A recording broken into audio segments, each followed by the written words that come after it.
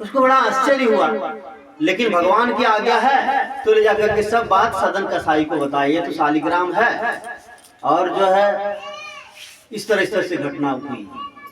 अब उसको बड़ा पश्चाताप हो गया सदन कसाई को। वो मांस बेचने वाला काम छोड़ करके ईश्वर भक्ति में लग गया। ईश्वर भक्ति में लग गया और लग गया जब ईश्वर की भक्ति में, सोचा एक बार जगन्नाथ भगवान का दर्शन करना चाहिए। तो उस समय तो लोग पैदल पैदल चलते थे, तीर्थ यात्रा करते थे पैदल पैदल। शंकराचार्य पूरे भारत भ्रमण किए पैदल। चले रास्ते में चलते चलते रात हो गई, संध्या का समय हुआ तो सोचा अब रुक जाना चाहिए। कहाँ रुकेंगे? एक घर दिखाई पड़ा, उस घर में जाकर दरवाजा खटखटाया। उसमें एक ब्राह्मण का घर था। एक महिला निकली, बहुत सुंदर महिला थी। कहा रात में आज मुझको यहाँ रहने दीजिए। कहा ठीक है रहिए, भक्त है तो रहने के लिए दे दिया। लेकिन सदन कसाई का शरीर बड़ा हृष्ट पुष्ट था, बड़ा अच्छा था, सुंदर देखने में थे। उस महिला को इसके प्रति जो है आसक्ति हो गई। रात में अपना कुभाव प्रकट उसने किया इसके पास। इसने कहा नहीं ऐसा कैसे हो सकता है, मैं तो भगवान जगन्नाथ का दर्शन करने जा रहा हूँ, मैं तो भक्ति करता हूँ, यह तो पाप कर्म है और तुम्हारा तो पति भी है। कहा अच्छा मेरे पति के डर से आप ऐसा कह रहे हैं तो चलिए आज रात में उसका काम निपटा देते। अब महिला जाकर के अपने सोए हुए पति का गर्दन काट दिया। उसका पति तो मर गया, लेकिन फिर भी सदन कसाई जो थे अपने पक्ष में वो बड़े दृढ़ रहे। भक्त जो होते हैं अपने पक्ष में अडिग रहते हैं। वो उसका कुभाव जानकर भी उसकी ओर यह ध्यान नहीं दिए। वो महिला हल्ला करने लगी, लोग जुट गए और जुट गए तो अब वो कहती कि यही जो है यह आदमी मेरे यहाँ रात में ठहरा और हमारे प्रति इसकी कुदृष्टि हो गई थी, मेरे पति को मार दिया इसने। अब क्या करेगा? एक आदमी का कौन विश्वास करेगा? कहा एक काम करो, इसका दोनों हाथ काट दो। यह जो है पाप कर्म किया, इसका दोनों हाथ काट दो और क्या, और इसकी दोनों आंखें भी फोड़ दो। यह दंड उसको दिया गया। अब बताइए जब सदन कसाई का कुछ भी दोष नहीं था तो क्यों दंड मिला? दंड क्यों मिला?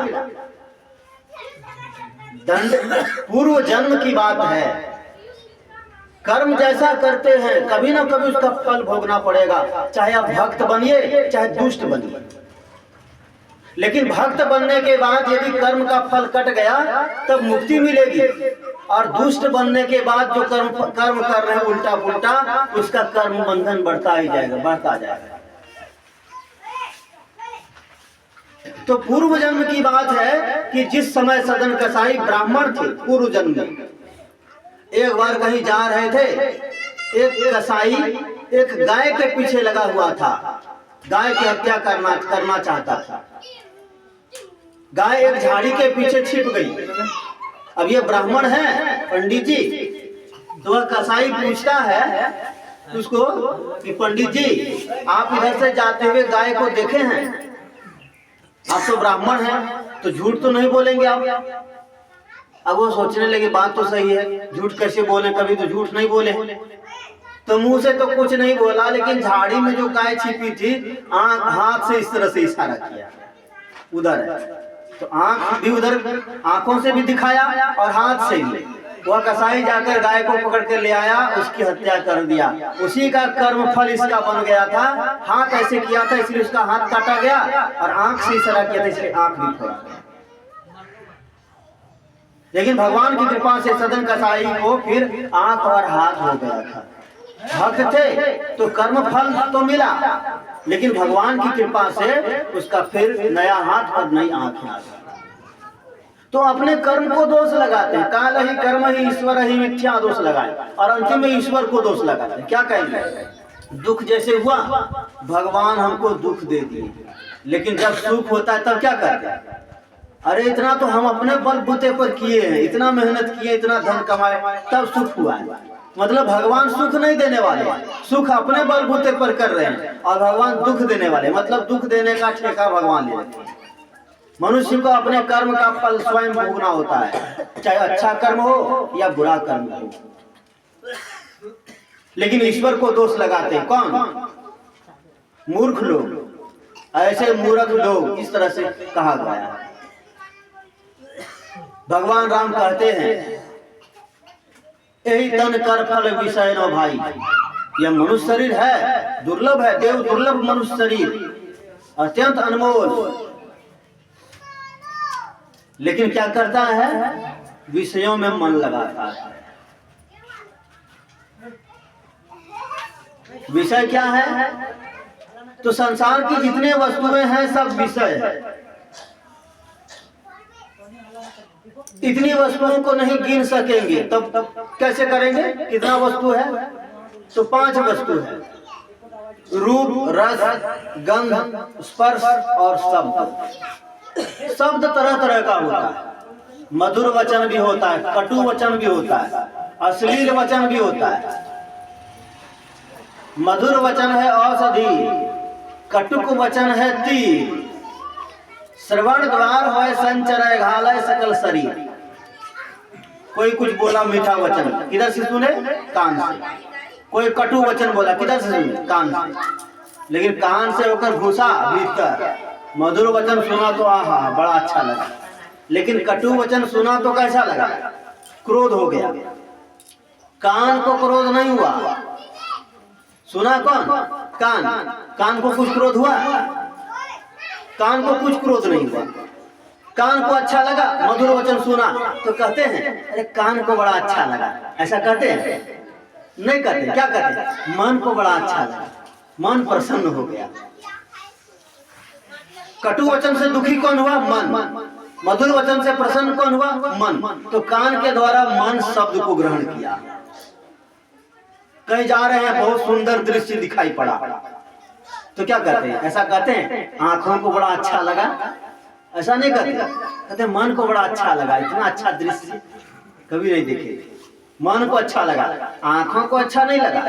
खराब दृश्य देख लिए, मन जो है ना उद्विग्न हो गया, तो बेकार देख लिए, इसको नहीं देखते ठीक रहता है। तो आंखों के माध्यम से मन रूप को ग्रहण किया। सुंदर दृश्य है, खराब दृश्य है, आंख के माध्यम से उसको ग्रहण किया। गंध, नाक है तो गंध ग्रहण करते हैं, सुगंध और दुर्गंध। गंध 2 प्रकार का होता है, दुर्गंध भी है और सुगंध भी। सुगंध जब लगता है तो हाँ बड़ा अच्छा लगा।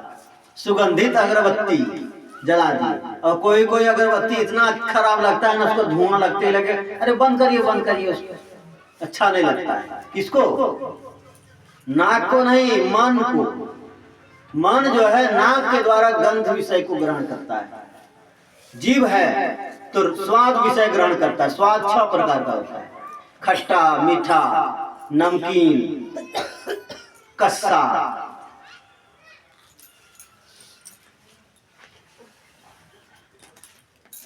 तीखा और तीता। नीम का पत्ता है, मिर्चाई है, उस दोनों का स्वाद अलग अलग है। कस्सा है, खट्टा और कस्सा अलग अलग चीज है। अमरूद खाते हैं, कच्चा है तो कस्सा है, वो खट्टा नहीं है। लेकिन कच्चा आम है तो वो खट्टा है, कस्सा नहीं है। ये 6 प्रकार का स्वाद है, जीभ के द्वारा ग्रहण करते हैं। लेकिन कौन ग्रहण करता है? मन। स्वादिष्ट भोजन बना, मन प्रसन्न हो गया, वो स्वाद नहीं लगा, बेकार हो गया, मन किरकिरा गया। मन जो है जीभ के द्वारा रस विषय को ग्रहण करता है। और चमड़ा है, जब तो चमड़े से पता चलता है कि क्या कठोर है क्या मुलायम है। कठोर चीज में हाथ टकरा जाए क्या होता है? बड़ी जोर से चोट लग गई। मुलायम चीज है रुई, रुई में टकराया हाथ तो मुलायम लगा, बड़ा अच्छा लगा, क्या था इसमें? तो चमड़ा के द्वारा यह मन स्पर्श विषय को ग्रहण करता है, और इसी में पूरा जीवन बचपन से लेकर के, बचपन में छोटा बच्चा है तो कठोर जमीन में उसको सुला देते तो रोता है, कठोर लगा अच्छा नहीं, लेकिन मुलायम से आप सुलाते बड़ा उसको आनंद आता है। उसको दूध पिलाते हैं, यदि दूध अच्छा है तो बड़ा अच्छा प्रसन्न होता है बच्चा। खट्टा दूध हो गया रोने लग जाता है। तो बचपन से लेकर के बुढ़ापा तक यही 5 विषय को भोगते भोगते समाप्त हो गया। भगवान राम कहते हैं कि यह मनुष्य जीवन का फल नहीं है, यही तन कर फल विषय न भाई।